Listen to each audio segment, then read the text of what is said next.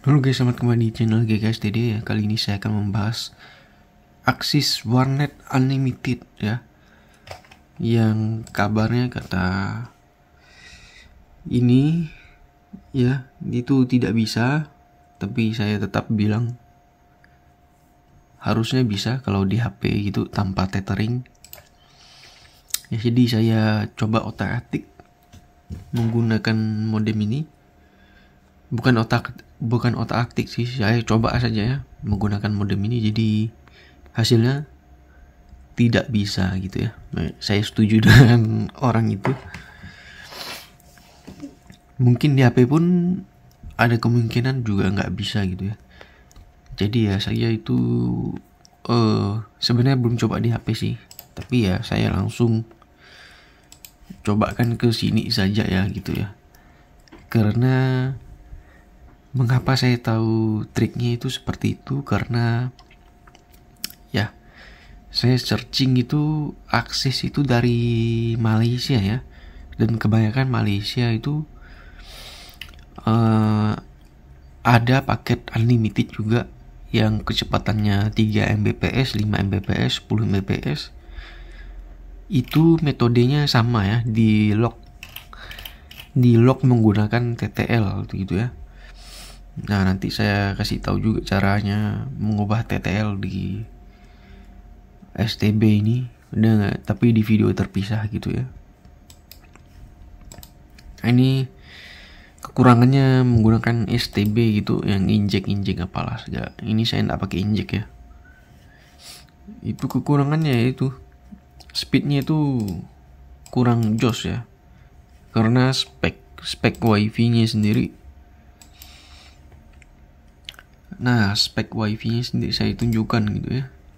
Dia bottleneck di wifi-nya kurang kenceng ya, mana ya.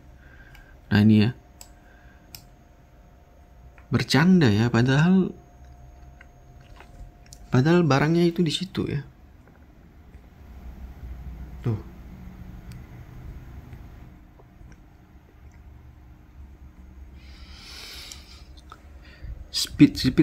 Speed kayak gini bercanda ya, di satu ruangan yang sama itunya STB-nya itu bercanda sekali ya.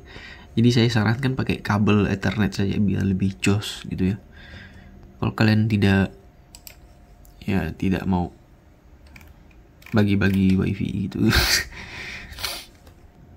Jadi seperti itu update terbaru mengenai Axis Warnet Unlimited ya. Jadi kesimpulannya sudah tidak bisa dipakai di modem manapun.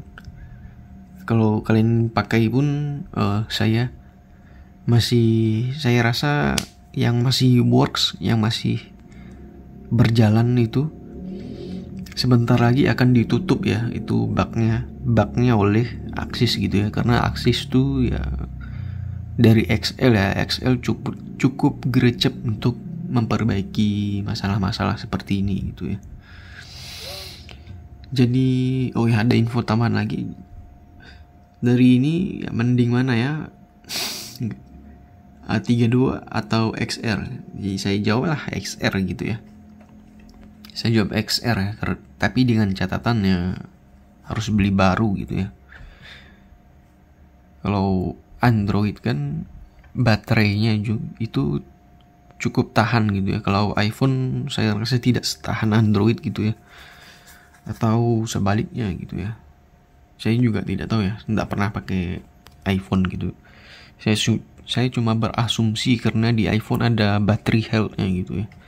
Battery health-nya itu memaksa kita kalau sudah di bawah 80 dipaksa untuk ganti baterai. Jadi bagusnya beli yang baru aja gitu ya untuk orang tersebut gitu. Oke, begitu saja. Semoga video ini menghibur, menginformasi. Seperti biasa, GKSTD out.